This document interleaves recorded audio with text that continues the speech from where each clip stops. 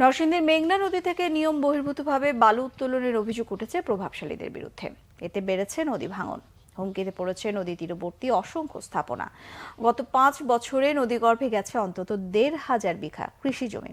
কর্মহীন হয়ে পড়েছে প্রায় 10,000 মানুষ। নরসিংদী প্রতিনিধি লক্ষণ বর্মনের তথ্য ছবিতে ডেস্ক রিপোর্ট।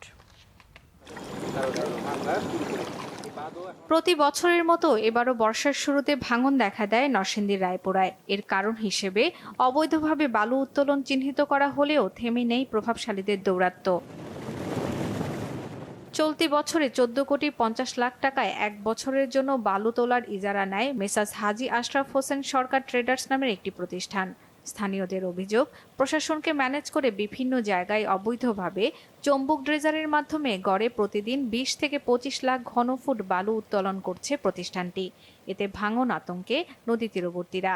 হামলা আর মামলার ভয়ে এ নিয়ে মুখ খোলার সাহস পান না স্থানীয়রা। চারিদিক দিয়ে নদী, আমরা অস্থার মেজে বাস করি 20,000 মানুষ।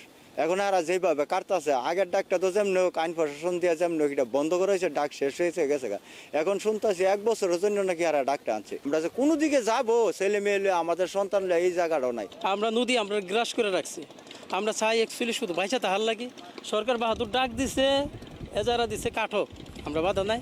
কিন্তু আমরা পরবর্তী কোন জায়গায় রাখবো আমরা বাঁচতে চাই।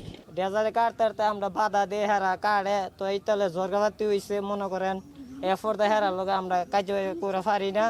তবে এসব অভিযোগ অস্বীকার করেছে ইজারাদার।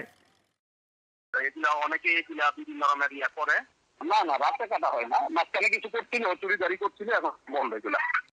বালু উত্তোলনে অনিয়ম থাকলে ব্যবস্থা নেয়ার আশ্বাস দিয়েছেন জেলা প্রশাসক।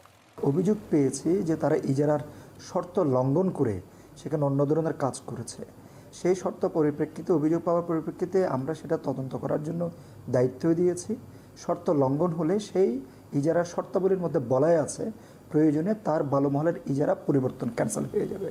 ফসলি জমি রক্ষায় নদী ভাঙন রোধে অবৈধ বালু উত্তোলন দ্রুত বন্ধের দাবি স্থানীয়দের। Bangla vision news desk.